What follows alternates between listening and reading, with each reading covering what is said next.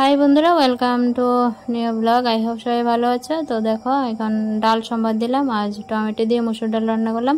এই যে 2টা কাঁচা লঙ্কা চিড়ে আর লবণ দিয়ে দিয়েছি, নাড়া দিয়ে কিছুক্ষণ ফুটতে দিলাম। আর এখানে দেখো ভাতটাও বসিয়ে দিয়েছি, একটু নাড়াচাড়া দিয়ে নিলাম।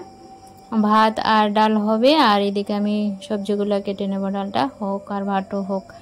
এই তো সবজি কেটে নিয়ে দেখো পটল ভাজা করে নিচ্ছি। ডালের সাথে ছেলেকে দেবো বলে পটল ভাজি কয়েকটা বসিয়ে দিলাম।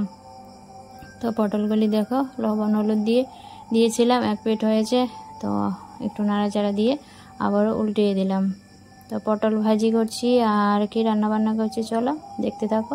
এই তো দেখো এখানে কাঁঠাল বিচি সিদ্ধ করছি। কাঁঠাল বিচি দিয়ে ডাহা তরকারি রান্না করব। তো কাঁঠাল বিচিগুলি একটু নাড়া দিয়ে দিলাম।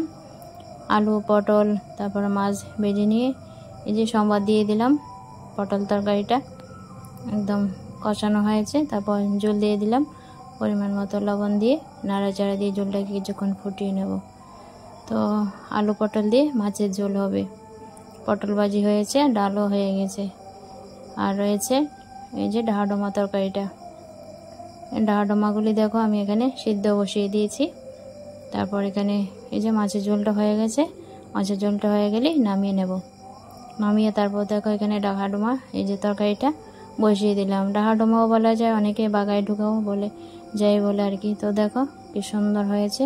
কাঁঠাল বিচি দিয়ে রান্না করেছি, শীতল শুটকি দিয়ে, জাস্ট অসাধারণ হয়েছে। দারুণ টেস্টি হয় ডাহা তরকারি। এভাবে মাখা মাখা টাইপ একটু শুকনো শুকনো রান্না করলাম। তরকারিটা কেমন হয়েছে তরকারিটা দেখতে অবশ্যই কমেন্টে বলো।